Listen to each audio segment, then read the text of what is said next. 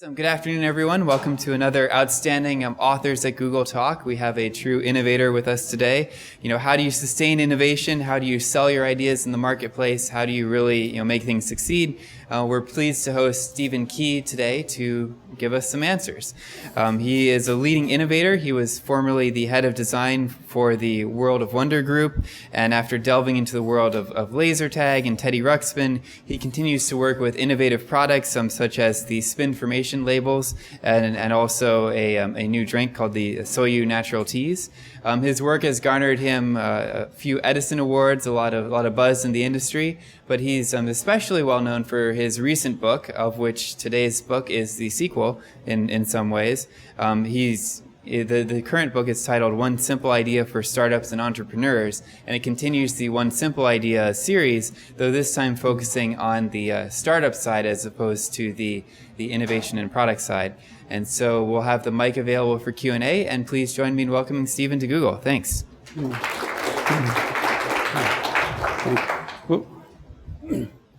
Well, good afternoon. I'm so excited to be here. In fact, I grew up in the Bay Area, so it's like coming home. I currently live in Modesto, which I call the creative capital of the world. And if anybody's ever been there, hopefully I'll get a laugh from that. But today I want to talk about my journey a little bit. You see, what I do for a living now, and what I've done for 30 years, is that I come up with simple ideas, and I license those ideas to companies, and every time they sell one of those ideas, I get paid. It's called licensing.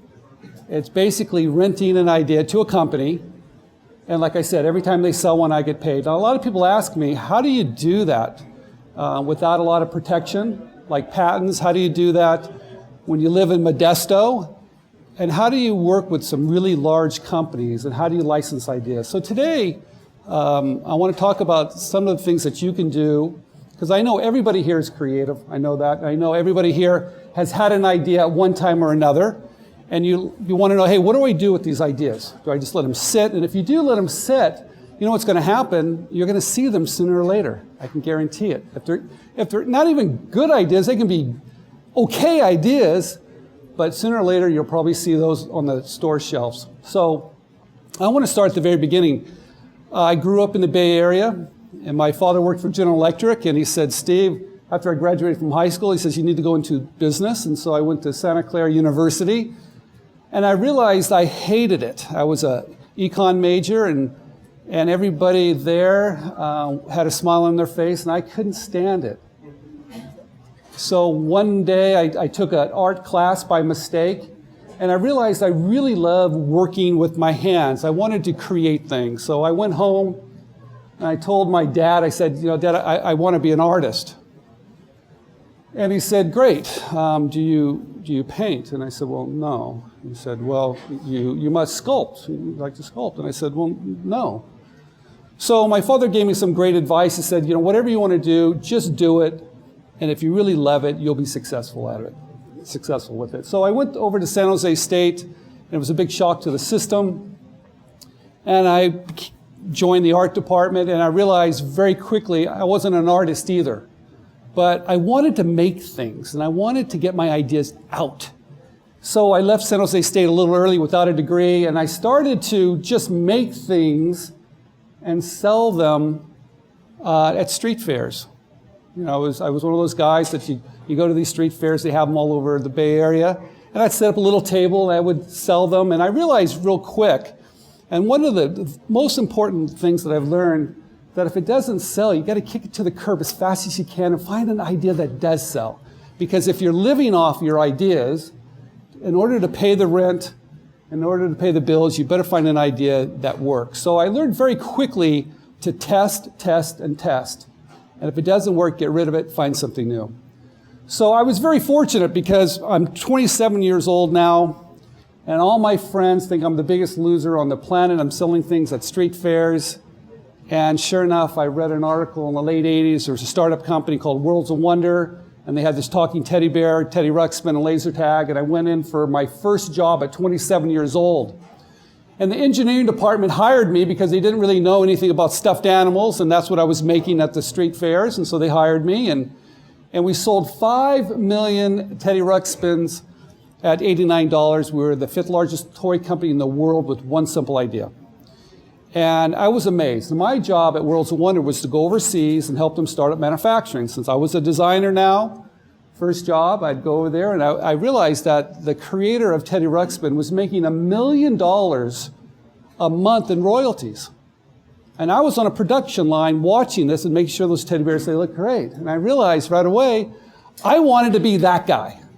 I wanted to be the guy that was collecting the royalties. So I left Worlds of Wonder, came back, and moved to that little town over there in the Central Valley, Modesto, and I met this wonderful woman there, and we ended up starting a family and raising 3 kids. So what I started out to do, and it was really simple, I thought if I just showed a company a great idea and they liked it, they would pay me. It was as simple as that. And I remember the first idea I came up with. You see, I love playing basketball, and I have my office, and just to have some fun, I would shoot a little Nerf basketball game. I had a little ball there, and I'd shoot it. And it was so boring, I realized I wanted to create something different. So I went down to the store, I went to Toys R Us, and I looked at all the basketball games. And I realized they were all just square, and they were really boring. And so I put my creative cap on. I started coming up with crazy ideas. What could I do to a basketball game? And I couldn't wait for my wife to get home because I came up with this one idea I wanted to share with her. You see, the woman I met at Worlds of Wonder, Janice Kimball, she had gone to Stanford. She has her MBA at Northwestern. And now she's at Gallo. She's vice president of marketing for Gallo, the largest wine company in the world. She's the highest ranking woman they've ever had. And she's excellent at new products, right? So I can't wait for her to get home because I want to show her my new basketball game. And so we put the kids to bed, and we slip into bed, and I have this big sketch pad, and I'm here to tell you guys, the last thing you want to do is bring home your work. The second thing you don't want to do is bring home your work to bed. And we sat there, and I went through my ideas with my wife, and she said, Steve, and at the very end was the last idea. It was a basketball game, and I took the picture of Michael Jordan from a poster, and I just slapped it on the backboard, and I called it Hoop Hoop Hooray. It was a terrible name. So I shared it with my wife, and she said, Steve, that's the worst idea I've ever seen. The chances of you licensing that idea are about 1 in a million. Come up with another idea. So the very next day, I sent it off to that company. It was called Ohio Art because they had the license for Michael Jordan now. And I loved Michael Jordan, but it was a little picture. And when I sent my idea in, they loved it. And 3 days later, I had this contract from Ohio Art. And they called it the Michael Jordan Wall Ball, and it sold for 10 years. And every time they sold one, I got paid. So it allowed me to basically do whatever I want, but for 10 years, I collected those royalties. Now I want you to imagine this. It's Saturday morning, I'm sitting on the couch, and I have my kids there, and Janice is on the end, and I'm sitting there, and Michael Jordan comes up on this commercial, and he shoots it, and he makes the bucket, he turns around, looks at the camera, and he says, this is the best looking backboard I've ever seen. And I'm sitting there, and I look over at my wife, and I'm going, what I realize, and what I want to tell everybody here, the only opinion that matters when it comes to ideas is the companies you're licensing it to. It's not your friends, it's not your family, it's those companies. Now, what's really great about licensing ideas to companies, I call it renting an idea to a company, is that you can do it anywhere in the world.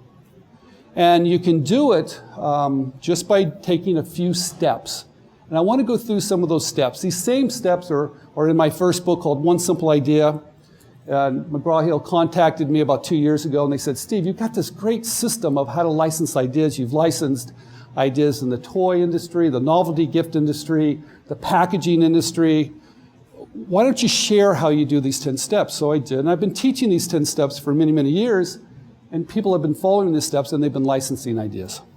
So I'm here to tell you that you don't have to start a company, right? I mean, everybody thinks that I'm going to have to raise money, I need to protect my ideas, and I'm going to need to start a company and all this stuff. And I'm here to tell you, you need to look at licensing if you're creative, because companies are looking for ideas. In fact, how many people have heard of open innovation? Raise your hand. Is it pretty? Okay, not a few. Open innovation is really simple. companies have realized we don't have all the great ideas. So they realized that if we open the doors to everybody, people can submit ideas to our company. And one company is leading the charge. It's Procter & Gamble. You can go to their site, and they list what they're looking for. So what they've decided, and I think a lot of companies have decided, is that, look, I might have the brightest guys in the back room, but how can I expand my reach of ideas? And it's called open innovation. If you're not familiar with it, please take a look at it. You'll be amazed at what companies want your ideas, what companies are looking for ideas. And it's global. It's not just here, it's around the world now. It's called open innovation. Please look at that. Now, let's get back to what do you really need to license an idea? Well, it's really quite simple.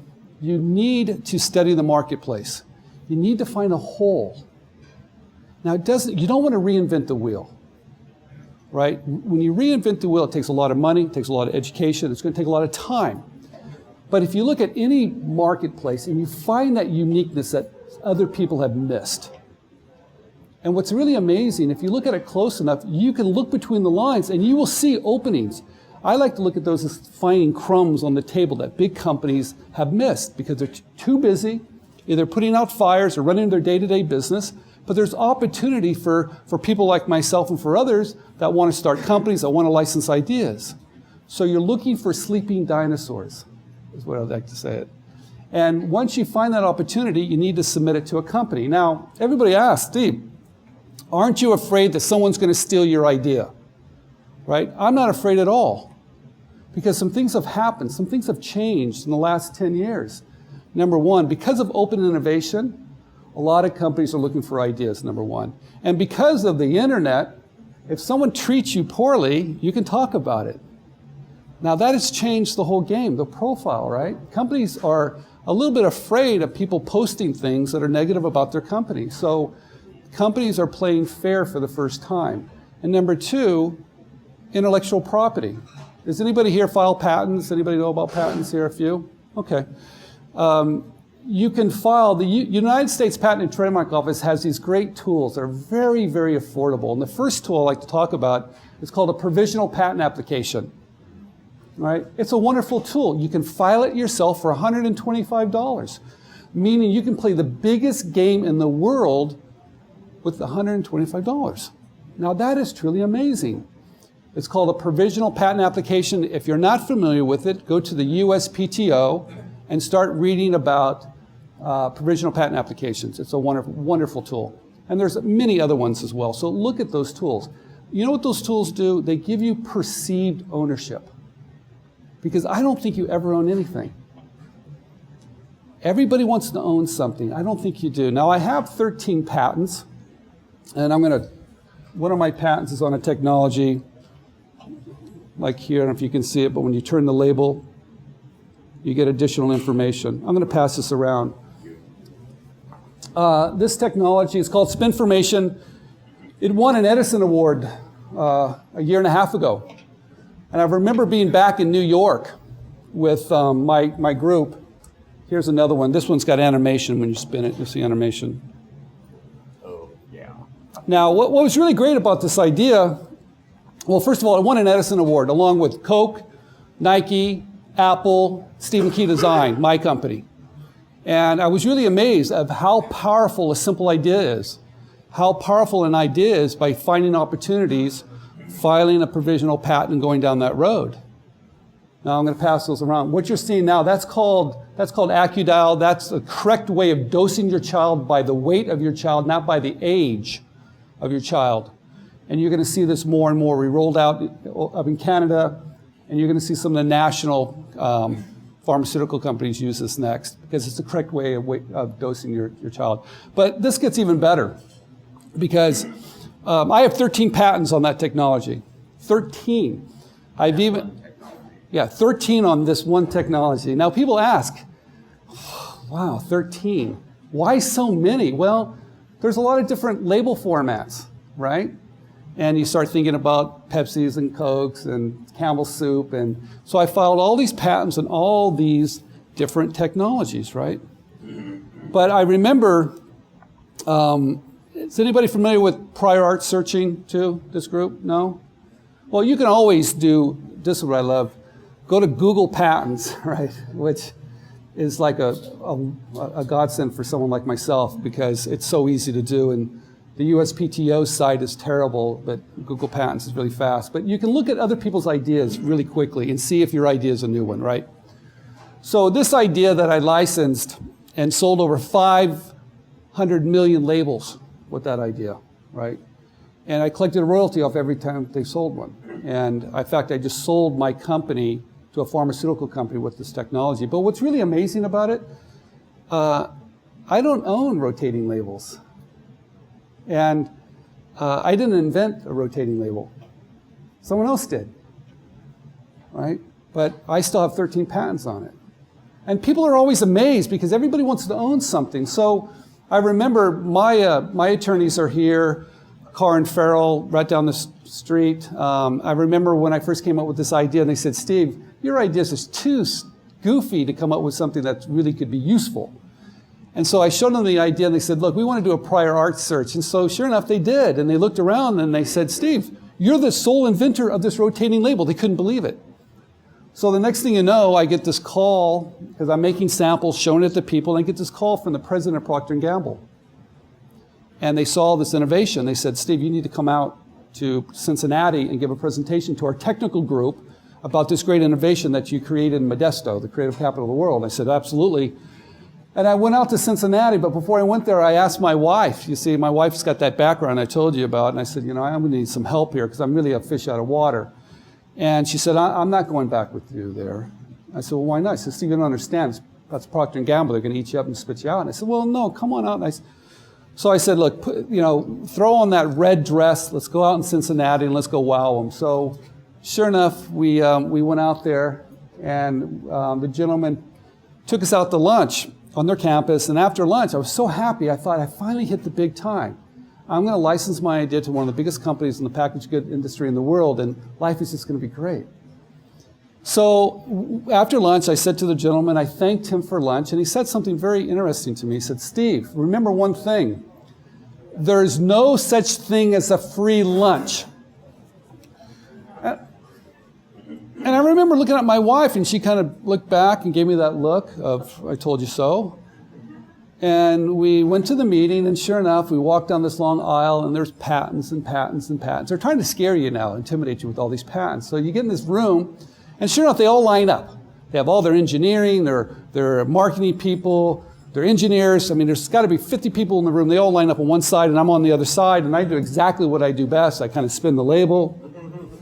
And my wife gets up there and talks about how we're going to cross-promote all that marketing stuff that she knows so well. I had a manufacturing guy there, and he said, look, he didn't know how he was going to do it, but he said, hey, since you got our equipment in your facilities, we'll figure it out.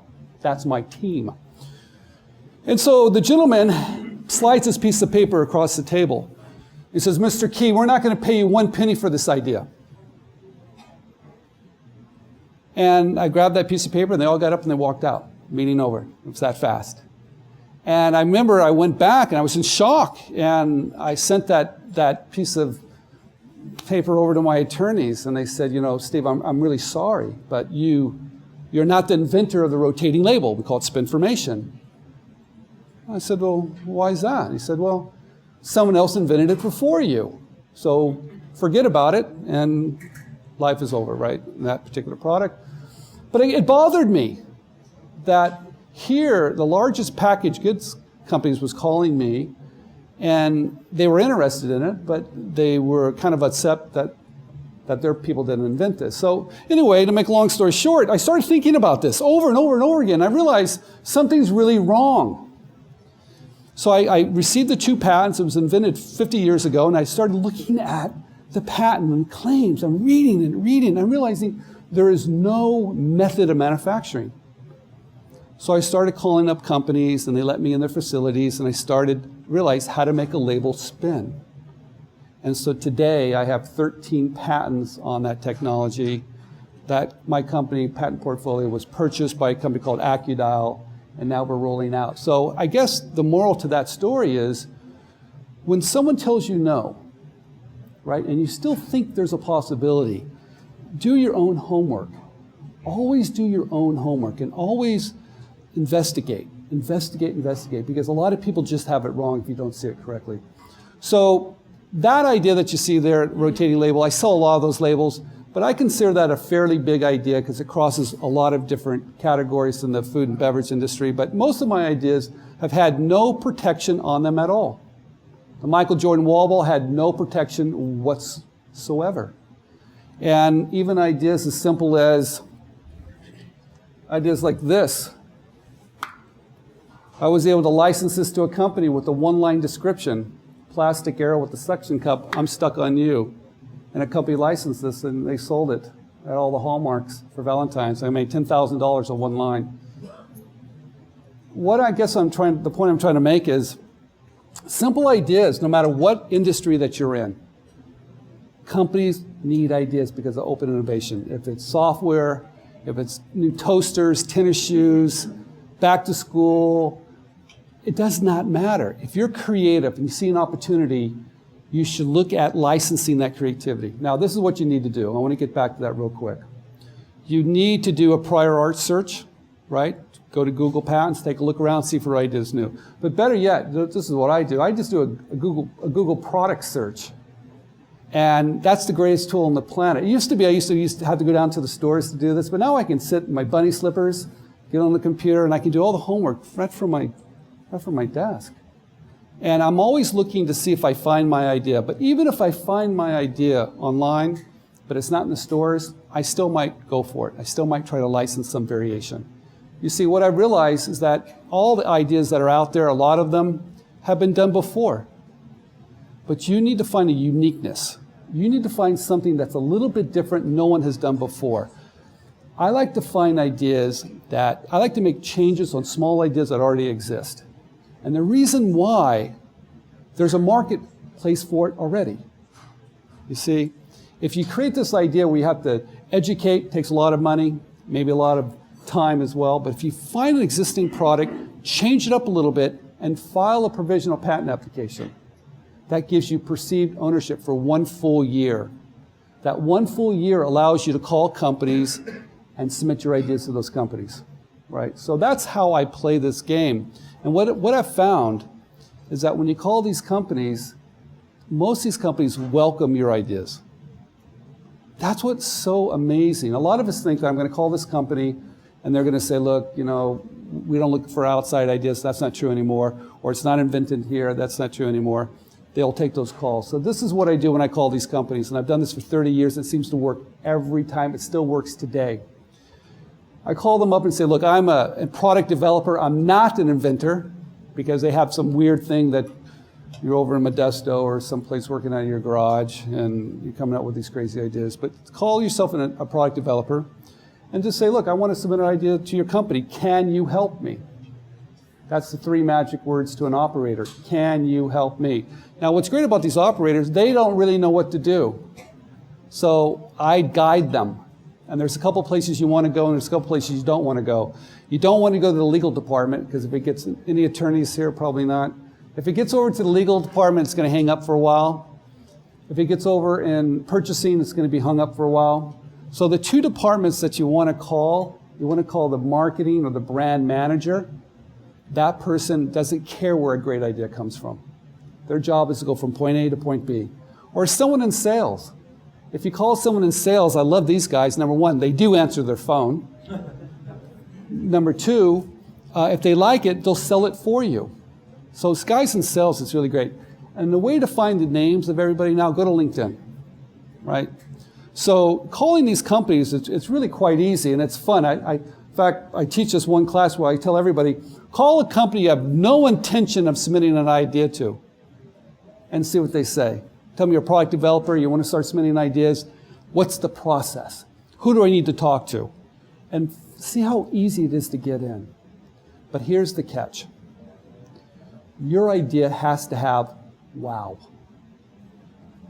All right? It doesn't have a little wow, it needs to have a wow. If it doesn't have that, you're going to have a hard time. I like to take my ideas and I like to be able to condense them down to 1 sentence. 1 powerful, emotional sentence. Like for the label, it was really simple. I can add 75% more space to your package. Because I knew these companies need more information for drug facts, for multiple languages, for weight-based dosing, for contests. I knew they need the real estate. So I sell real estate back to them now with the rotating label. Find that one-line benefit statement of why it's great. You'll use that one-line benefit statement when you email them. Your subject line might be that one-line benefit statement. Find their pain, right? And companies all have a pain point. Find the pain and have the solution. Now, sometimes I'll come up with a solution that I don't even know it will work. And people are always dumbfounded by that. I say, Steve, why would you do that? Well, number one, I want to see if people are interested in it first. Can you imagine working on a project for a year? Can you imagine filing patents and then realize that no one wants it? All right, so I do it a little bit differently. I study the marketplace. I try to find those sleeping dinosaurs, right? I find those companies that are looking for ideas, and the way I find those companies is that I just go down to where my product's going to sell. I find that shelf. I call all those companies. And then when I submit those ideas to them, I do it two different ways. I call first to find that connection, find someone on the phone. I want to submit an idea to them. I send them a sales sheet. And that sales sheet is like a one-page benefit statement at the top, my one-line benefit statement, a picture, a drawing, a prototype, whatever you have, and contact information. I don't tell them a lot. I don't give them the nuts and bolts. I just don't do that. I give them enough to whet their appetite for them to call me back. Because once they call me back, then the dialogue, then the dance starts. Now, what's really great about it, I talked a little bit about this earlier, when you file a provisional patent application, that gives you perceived ownership. Companies don't know if that's going to issue or not. If you have a really big idea, file multiple PPAs, right? Start building your wall. Because companies, number one, they need ideas. Number two, they don't know if it's going to issue or not. So the chances of licensing are very, very good. In fact, most of the people I work with, including myself, have licensed ideas that will never get a patent. So it's very interesting. I remember I gave a talk at the United States Patent and Trademark Office. David Campos, that runs the USPTO, said to me, Steve, aren't you happy? We're going to fix the patent system. We're going to make it so they issue these patents really, really fast. And I said, no, I like that it takes forever because it's like playing a card game. They don't know if it's going to issue, right? That's the way licensing works for me. These 10 steps, if you want to know more about them, they're in the book called One Simple Idea. It's been #1 on Amazon Small Business for almost 18 years. I think it fluctuates up and down. It's being translated in 5 different languages. It's a great way to get your creativity out. Because I know there's a lot of people here that are thinking about ideas. You have ideas, but what do you do, right? So I guess what I'm saying to you, it's a global opportunity for anybody. It's the way to be creative. It's the way to get your ideas without starting a company. Now, real quick, my second book that's out, just came out November 5th, great timing with the election and everything, is about how to do startups, all right? Because I started a company a couple years ago on a very simple idea. And I'm all about really simple ideas. Because number one, if it's simple and small and inexpensive, it's easy to launch, right? You can do it yourself. It doesn't require a lot of capital. Now, I know I'm here talking to a really large company, and that's not the way this is done here. But for a lot of us that want to start small little companies, if you find a small idea and you test your idea, you can start a company basically on fumes by testing, getting that feedback, and then launching. And I want to show you something else that I had a good friend of mine. I'll show this. He plays guitar. How many people play guitar here? Raise your hands. A few. And he was a musician. He had a music store. He came to me a couple years ago, and he said, Steve, why don't you do something to a guitar pick? And I thought, why would anybody do anything to a guitar pick? It's been the same shape forever. Who cares? And he said, no, I think there's something here. So I came up with guitar picks in the shape of skulls and vampires and even Mickey Mouse. And what's really interesting about the story was that I think anybody else would have said, wow, why bother with the guitar pick? Well, what was interesting about that, I became a Disney licensee. We sold to Walmart, 7-Eleven, 10,000 stores around the world. We won some of the at the biggest shows, we won awards for a guitar pick. It just goes to show you, you don't have to reinvent the wheel sometimes. It can be a small idea that can be powerful. I sold that company a couple years back. It's still running today. It's called Hot Picks, and you'll see that they do picks around the world for a lot of different famous bands and things like that.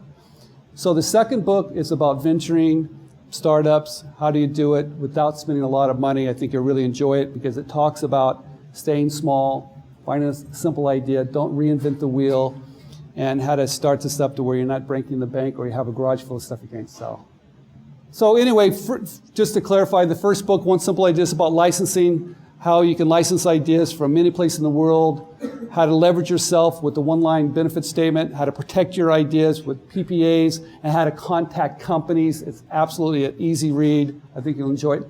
The second company say, hey, look, I'm going to find those crumbs that the big companies are missing. I'm going to start my own little business. How do I do it with a little bit of cash? How do I test it? And how can I run a business successfully? And when I talk about that, it's one thing to come up with an idea one time. It's another thing to keep that business running over and over. With the guitar picks, we did over $1 million a year selling guitar picks. I never thought in a million years we'd do that much business. And I'm proud to say it still exists today on a very, very simple idea. So does anybody have any questions? Thanks for coming and talking. So great, interesting ideas. You mentioned something casually at the beginning, which is, and you checked with your lawyer. So that sounds like one of the missing ingredients in doing this is you have your sidekick lawyer somewhere. Could you talk a little bit more about engaging lawyers? Yeah, I love lawyers sometimes. What I try to do myself, I try to do as much work myself before I get lawyers involved. And it's easy to do now. I can look in the marketplace, see if my product, see if it's out there. I file my own provisional patent applications. It's easy to do. I don't get lawyers involved in that either because it's just simple to do. And there's some great software. It's basically you have a problem, here's a solution. So I do that myself. And even the licensing deals, I negotiate those myself now because I've done them a few times. I'm very comfortable with it. But let me tell you where you need your attorneys in. If you have a big idea, you're going to have to look at it differently. Like with the spin label, I knew right away that in the packaging industry, that could be huge volumes in the packaging industry. So I knew I needed a wall, right? So I met with Carr and Farrell and I said, look, I've got a big idea here. How to protect it, how to keep it away from the smaller guys or the guys coming after me. And so we built a wall of IP, those 13 patents, of all the different ways of protecting it, from trademarks to copyrights to patents. Now, what's great about that, I was in federal court defending my patents. A lot of people never get that great opportunity, but a small little toy company, I showed them my idea, they signed NDAs, and next thing you know, it was on a #1 hit toy. And I took that toy company to court, in federal court, San Francisco, and that toy company was Legos. And I remember seeing my name when I went to the court. It was Stephen Key Design versus Legos. And I realized right then and there that how do you fight Legos when I'm one guy? But I realized because of patents, you can play the biggest game in the world. And sure enough, 3 years before it went to trial, or 3 years after talking for 3 years, 2 weeks before it went to trial, we settled. So patents are important. But getting back, why do you use attorneys? When you have big ideas, you need to talk about long-term strategy. Simple ideas, maybe yes, maybe no. A lot of companies don't care about patents with simple ideas because they come and go so quick.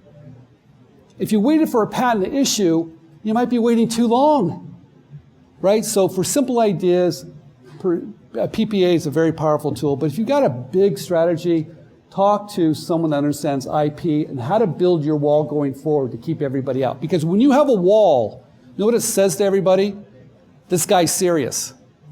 And it sends that message, right? So that's when I use my attorneys. And also, every licensing agreement that I ever sign, I always have a licensing attorney look it over to make sure I haven't missed something along the way, because they get very technical at some point.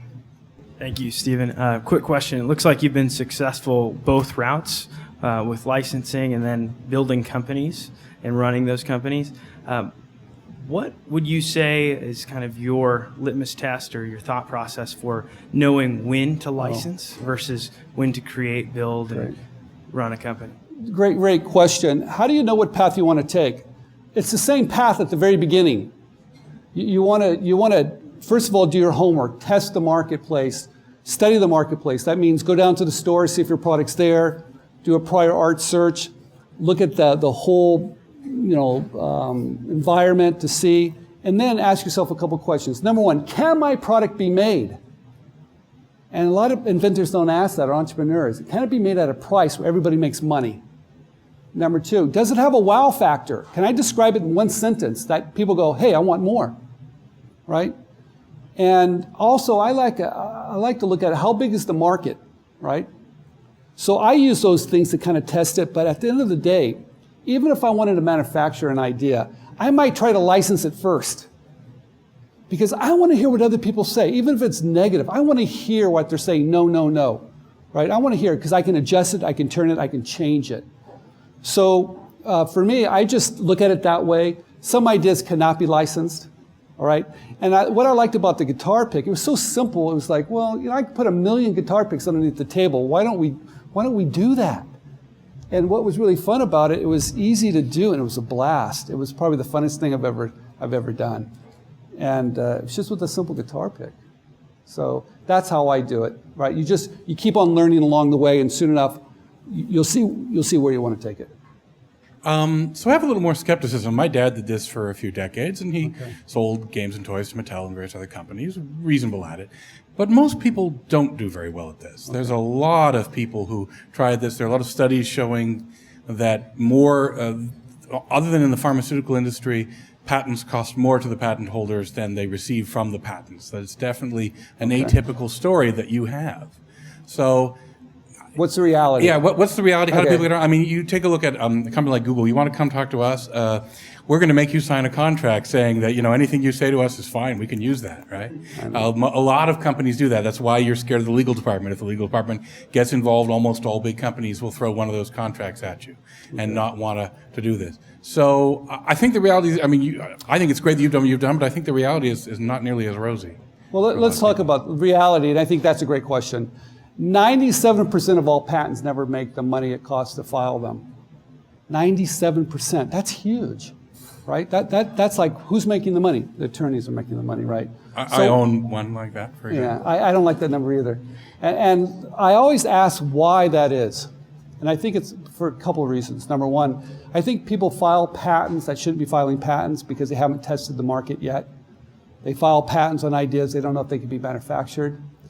So I think there needs to be a little bit more education. But let's talk about, it's a numbers game. It's like anything else in life. If you're, anything you do, if you do it a few times, your chances of success are never going to be that far, never going to be great.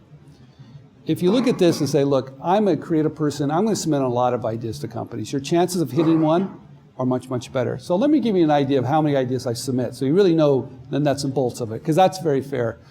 Ohio Art, when I licensed the one Michael Jordan to them, sold for 10 years, I probably submitted 100 to them too. And they all said no on every one of them. Absolutely. Right? So it is a numbers game. But what I like to do is that instead of paying for patents, file that provisional patent application, very inexpensive, build a relationship with the company once you start submitting to them, and they'll begin to know that you're going to come back next week with another one. And they'll begin to talk to you, what are you looking for? And that's how you really win. That's how you to license repeatedly, that's how you do that. But let me get back to your last question too, about patents. Yes, there are a lot of companies, maybe this one here, I'm not sure, you're developing a lot of ideas everywhere, right? So why would you look at someone from the outside? Because you don't know what he's doing, right? And that's very confusing to big companies. We want to open our doors, but we got to protect our own IP, and how do we know if we haven't invented it before you do? And I think what happens, the way I handle that, I look for companies that do have an open innovation policy, number one. And number two, I file my IP, right? And what I mean by I file mine, I don't worry about what they've done, because I've already done my homework. That's how I protect myself. And if you want to get into a really big company, I'll give you one more tip and I'll go to somebody else. Don't go through the front door. There's no way I could go through the front door at Google. There is no way. I couldn't do the front door at Coke. There's no way. So how do I get through the front door? You go through their ad agency. You go to someone that's bigger, that's almost required to show them innovation. Ad agencies are almost required to show their clients new innovation, because if they didn't and something happened, it wouldn't look so great. So I think you have to look at the culture of the company. Are they looking? I think you file your own IP and sometimes go in a different door. Did you find differences between companies in the US and outside of the US? Are they different? On that interaction, yeah. I haven't found there's a very big difference. I licensed a few of my technology to a company in Japan called Silex, where they had the rotating label on Nescafe coffee. And the conversations were a little bit different, but it was all about innovation. It's all about, what do you have? Show us how to make more money. That's a universal language, right? How can we sell more? And I found it was fairly easy. A lot of other countries want more IP, but then again, at the end of the day, you realize that it's very expensive to file patents in other countries as well. But that gives you a leg up if you do have some type of IP protection. But I think any company, ask them if they embrace open innovation too, and just talk it through. Hopefully you'll get someone that can understand what you're trying to do. It's getting larger and larger and larger, right? But it's happening here in the United States in a big way.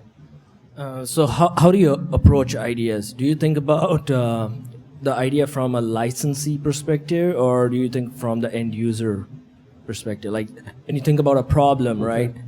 Do you start finding a problem that companies will have, or problems that users will have? You can do both.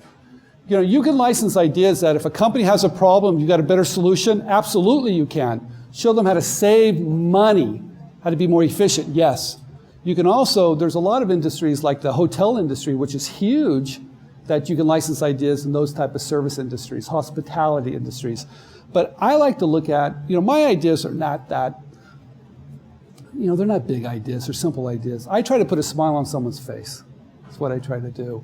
Or find something a little bit different, but find a problem, find a pain point. I don't care if it's in the kitchen or with your pet. Those are two industries that are on fire, a kitchen gadget. People are staying home, so people are looking for those.